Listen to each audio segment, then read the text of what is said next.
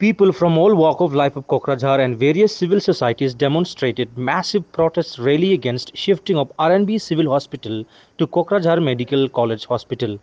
Various student organizations along with political parties, viz. BPF, INC, CPM, etc. also took part in the rally and criticized the present BTC government for acting against the interest of common people. It is to be noted that this hospital has been serving Kokrajhar district since several decades. Kokrajhar district is already facing severe problem due to lack of quality health facility.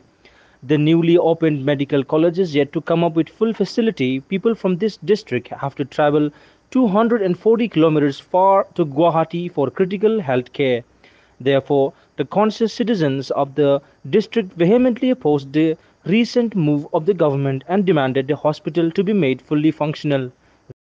Medical কলেজলৈকে যাবলৈ হলে 10-12 kilometre এটা দূৰত আৰু তেখেতসকলে আমাৰ যিখিনি দুখীয়া মানুহখিনি এই আৰ্থিকৰ যিখিনি অনাটন এইখিনি তেখেতসকলে গাড়ী ভাড়া বা যোৱাৰ যিটো মানে ৰাস্তা এই ৰাস্তা কিন্তু তেখেতসকলে মানে বিচাৰি নাপাব।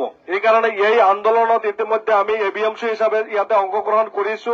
আজি 5 দিনৰ পৰা চলি আছে। আমাৰ ইয়াতে পূৰ্ণ সমৰ্থন আছে আৰু আপোনালোকে জানে এইখন চৰকাৰে মানে যেনেকৈ আহি এই বিটিসি অঞ্চলত তেখেতসকলে মানে গাঁতি দখল কৰাৰ পিছতে তেখেতসকলে বিভিন্ন প্ৰতিশ্ৰুতি আমাৰ ৰাইজক দিছিল, কিন্তু দিয়াৰ পিছতে তেখেতসকলে আহি এটাৰ পিছত এটাকৈ বঞ্চনা আমাৰ ৰাইজৰ লগত আৰম্ভ কৰিছে আৰু এনেকা বঞ্চনা আৰম্ভ কৰিছে আমাৰ সৰ্বসাধাৰণ ৰাইজৰ জীৱনৰ নিৰাপত্তা যিখিনি মানে প্ৰাথমিক চিকিৎসা এই চিকিৎসাৰ যিটো মানে নিৰাপত্তা এই চিকিৎসাৰ ক্ষেত্ৰৰ পৰা এই চৰকাৰখনে বঞ্চিত কৰা আৰম্ভ কৰিছে। কাৰণ এই মেডিকেল কলেজৰ নামত এই চিভিল হস্পিটেল লৈ যোৱাৰ যিটো পৰিকল্পনা এই পৰিকল্পনা আমি এবিএমচি হিচাপে তথা এই কোকৰাঝাৰবাসী নাগৰিক হিচাপে কেতিয়াও গ্ৰহণ নকৰো। এই আন্দোলন ইতিমধ্যে আৰম্ভ হৈছে আৰু এই আন্দোলনৰ প্ৰতি যদি চৰকাৰে সঁহাৰি নিদিয়ে আজি যেনেকৈ ৰেলীত আমি অংশগ্ৰহণ কৰিছো অনাগত দিনত এই কোকৰাঝাৰ জিলাৰ নাগৰিকৰ নেতৃত্বত যি আন্দোলন হ'ব ইয়াতে আমাৰ এবিএমচি হিচাপে পূৰ্ণ সহযোগিতা থাকিব আৰু ইয়াতকৈ যদি চৰকাৰে কোনো ভূমিকা গ্ৰহণ নকৰে তেনেহলে ইয়াতকৈ দ্বিগুণ আন্দোলন আমি কোকৰাঝাৰবাসী হিচাপে গঢ়ি তুলিবলৈ কিন্তু বাধ্য হ'ম। এইখিনি কৈ মই আজি যুৱমুক্ত ইয়াতে সামৰিছো আৰু আমাৰ যিটো আন্দোলন আজি যিটো ৰেলী হ'ব এই ৰেলীত আমি সকলোৱে মানে শান্তি শৃংখলাবদ্ধভাৱে যাতে আমি যাব পাৰো আৰু আমাৰ যিখিনি অধিকাৰ এই অধিকাৰৰ যি আন্দোলন এই আন্দোলনখিনি যাতে আমি কণ্টিনিউ মানে কৰি ৰাখিব পাৰো এইখিনি কৈ মই যুৱমুক্ত মই ইয়াতে সামৰিছো। ধন্যবাদ থাকিল আমাৰ এবিএমচি কেন্দ্ৰীয় সমিতিৰ সাধাৰণ সম্পাদক ডাঙৰীয়ালৈ।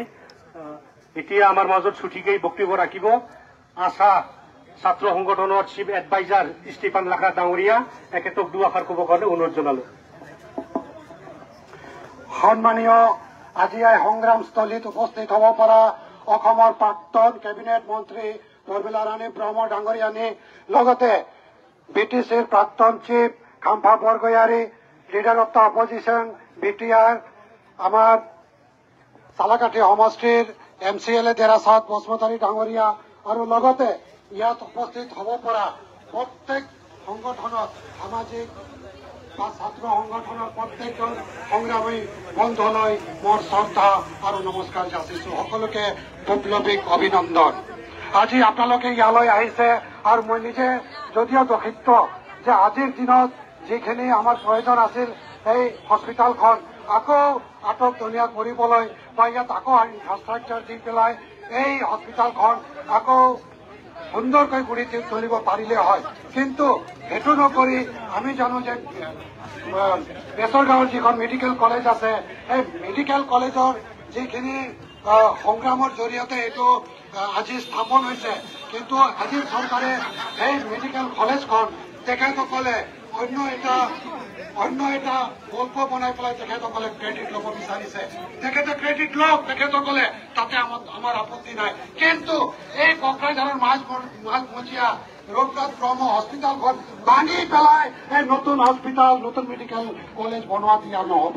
কাৰণ আমাক এই বেচৰগাঁও মেডিকেল কলেজো লাগে, এইটো কলেজো লাগে আৰু বেচৰগাঁও মেডিকেল কলেজ এই আমাৰ কোকৰাঝাৰৰ টাউনত মেডিকেলখন ভাঙি পেলাই সেইটো যদি বনোৱা হয় তেতিয়া এইটো কিন্তু গ্ৰহণযোগ্য নহয়।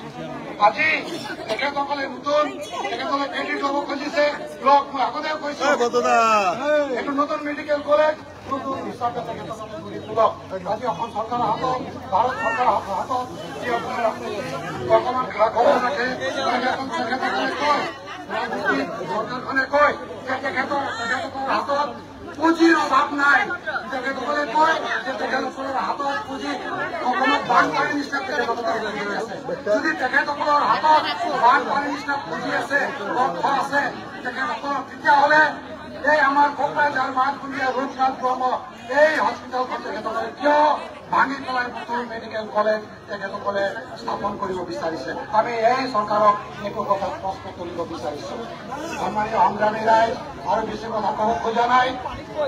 আগৰ পৰাই আমি এইটো সংগ্ৰামত জড়িত হৈ আছিলো, আৰু আগন্তুক দিনতো ৰাইজৰ স্বাৰ্থত কোকৰাঝাৰবাসী, ৰাইজৰ স্বাৰ্থত অকল কোকৰাঝাৰবাসী স্বাৰ্থত প্ৰত্যেকজন খাতি খোৱা প্ৰত্যেকজন গৰীব শ্ৰেণীৰ মানুহৰ লগত আমি আছো। কাৰণ গৰীব শ্ৰেণীৰ মানুহে এই আমাৰ এই পইচা আছে, কোনোবা সাউথ ইন্ডিয়াত যায়, কোনোবা ভেলোৰত যায়, অন্যান্য জায়গাত যায়, গুৱাহাটীত যায়। আমার টাকা পয়সা না, আমি কোকরাঝার সিভিল হসপিটালত আনো। আমার কোকরাঝার সিভিল হসপিটাল আমাক লাগিব। এই হেড কথা আমি অসম চৰকাৰক আৰু বিটিআৰ চৰকাৰক জনাবলৈ দিছো। এইখিনিকে কৈ মৌচুমী বক্তব্য কথা সকলো সংগ্ৰাম অভিজ্ঞসকলক জহাৰ যাচি মৌচুমী বক্তব্য সামৰিছো। জহাৰ, ধন্যবাদ। বহুত বহুত ধন্যবাদ থাকিল আমাৰ ষ্টিফেন লাখা ডাঙৰীয়ালৈ। আমি হোম দলটো আৰম্ভ কৰিম, আৰু কিছুমান আমাৰ ছাত্ৰ সংগঠনৰ ভাষণ আধৰুৱা হৈ থাকিল। আমি ডিচি অফিচতে আমি গোট খাই পেলাই এখেতক ভাষণ দিয়াৰ সুবিধাটো দিম। আজি আমাৰ এই যিটো সংগ্ৰাম, এই সংগ্ৰামত ভাগ লোৱা ছাত্ৰ সংগঠনৰ নাম হ'ল এভেঞ্চু, এখেতসকল আহিছে, আশাই আহিছে, কলাচাম ট্ৰাইবেল ষ্টুডেণ্ট ইউনিয়ন, বনচু আহিছে, নেমচু আহিছে, আমচু আহিছে, কংগ্ৰেছ দলৰ পৰা আহিছে, আমাৰ গাঁওবুঢ়া সন্থা আহিছে, এক্স ভলণ্টিয়াৰ ফ'ৰ্চ তেখেতসকলেও আহিছে, আমাৰ চিটু তেখেতসকলৰ পৰা আহিছে, বড়োলেণ্ড জনজাতি সুৰক্ষা মঞ্চ তেখেতসকলৰ পৰা আমাৰ আজিৰ এই সংগ্ৰাম, এই সমদল ইয়াত মানে ভাগ ল'বৰ কাৰণে আহিছে। তো সকলোকে আজি এই আমাৰ গোটেই ৰাইজৰ হৈ আপোনালোকক বিনম্ৰ শ্ৰদ্ধা যাচিছো। আমি সমদলটো আৰম্ভ কৰিম, যাতে সকলোৱে যাতে ওলাই আহে, আৰু আমি শৃংখলাবদ্ধৰে আমি যাতে ডিচি অফিচলৈ গৈ পাই, যাতে কোনেও যাতে আমাৰ কামবিলাক যাতে ভালকৈ চলাই লৈ যায়। আমাৰ নেত্ৰীসকলক, নেতাসকলক অনুৰোধ জনাইছো। আৰু এতিয়া ভাল খবৰ আহিছে, আমাৰ মাজত আৰচু অল ৰাবাৰ ষ্টুডেণ্ট ইউনিয়নৰ এখেতসকলেও আহিছে, তেখেতসকলক